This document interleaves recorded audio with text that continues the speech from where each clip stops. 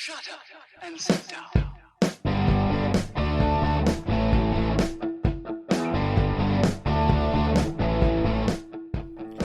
Welcome to Being on Stage, the only podcast that gives you motivation, inspiration, and confidence to be better on stage.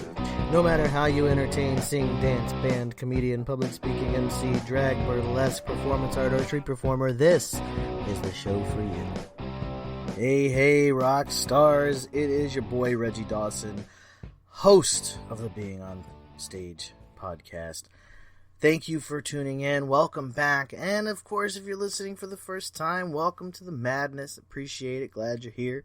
If you haven't done so already, hey, drop a 5-star review and a comment in iTunes or wherever you listen to podcasts. Greatly appreciate it.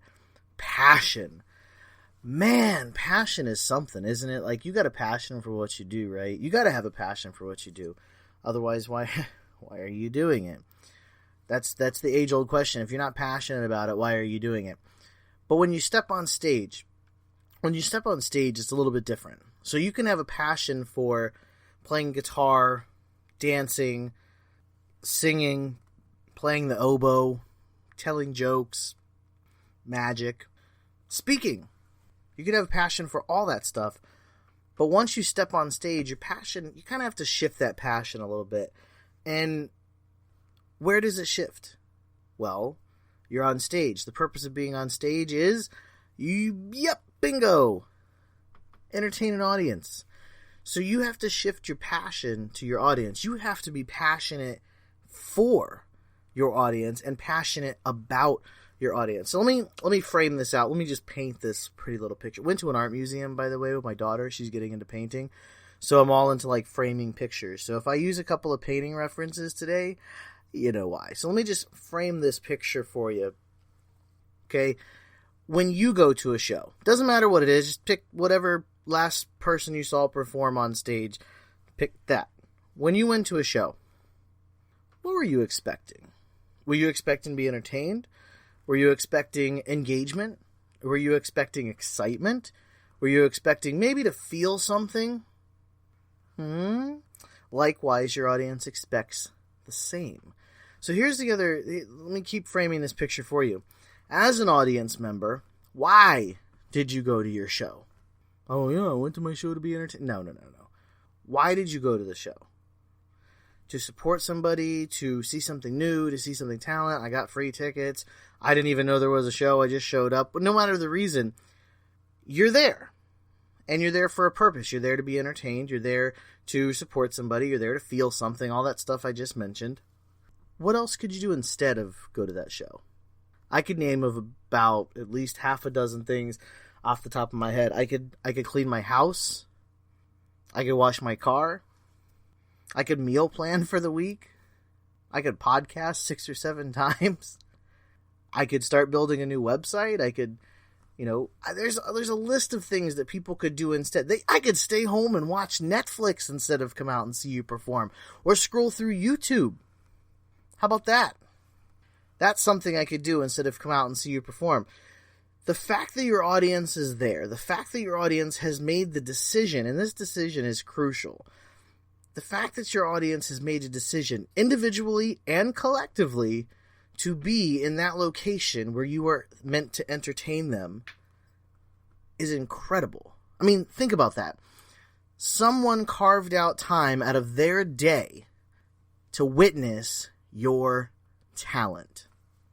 Mind-blowing, right? Right? So frame that out. Think about that for a minute.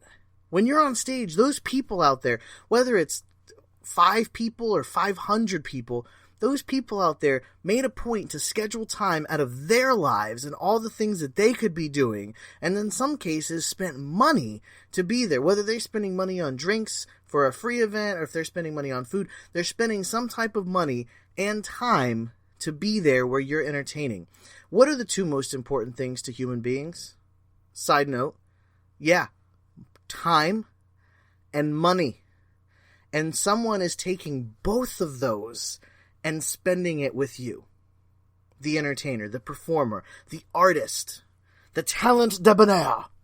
I wish you could see. One of these days I'm going to do a live podcast on Facebook because you guys have got to see some of the stuff that I'm doing physically as I'm talking to you. But That's the truth of the matter, okay? They have taken the time out of their incredibly busy schedule to witness what you do when you're talent.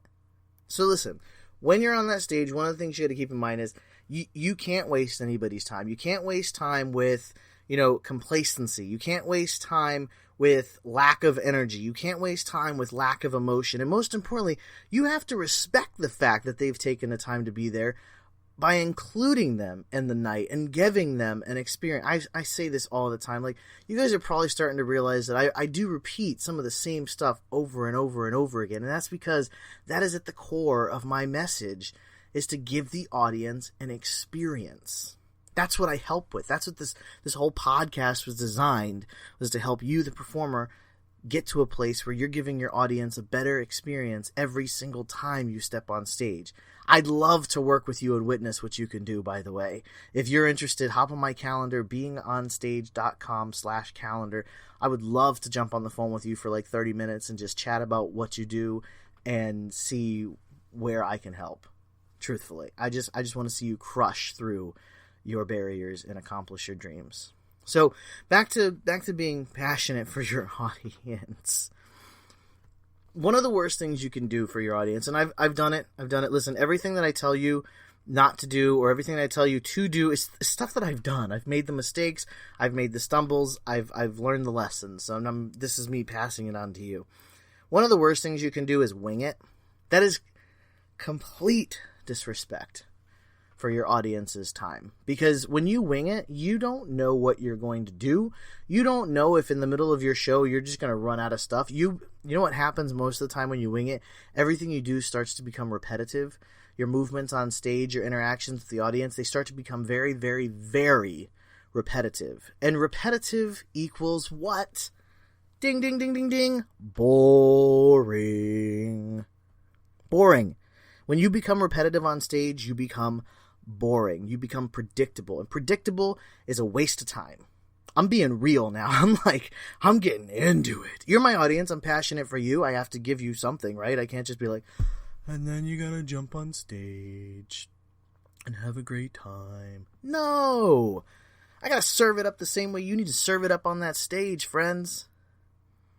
So rehearsal. Rehearsal is a huge respect factor to your audience. The fact that you have taken time to hone in on your talent, and the fact that you have taken time to work out certain things that you want to do to give them the experience that they came for, that's incredible. That is an incredible thing to say to your audience of, hey, listen, since you're taking the time to be here for me, this is what I took the time to put together for you. Make your audience feel like you created that performance for them. They are spending the time and the money and their family's time and their friends' time and money to be there for you. Planned or unplanned, if they knew you were coming or not.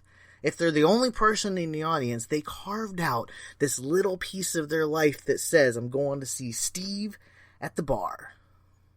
Doesn't that hit you? Doesn't that feel powerful to know that people are carving time out of their lives for you? There are tons of things that I sit there around, I don't have time to do that. I don't have time to do that. I don't have time to... I make excuses to do not have time to do dishes. I mean, the most basic... I hate doing dishes. I hate cleaning in general, but my wife makes me. Love her to death. Mean it. But anyways, people make excuses to not have time to clean, or to not have time to check out something that their friend sent them, or to not have time to hang out with their friends, or to not have time to scroll. No, well, everyone's got time to scroll Facebook, right? To not have time to people make excuses for not having time to spend with their families. I've done it. I've made an excuse not to spend time with my family. Everyone's done it. People make excuses for not having time to, take a walk in the park. And people are making time to come to your performance. Wow. Aren't you incredible? So what are you going to do in return? What are you going to take the time to make and to present to them, to prepare to present to them in exchange for their time? In exchange for what they have done? That's that experience, that's that taking that time to build the experience for them. That's what having a passion for your audience means. That's what makes a truly great performer.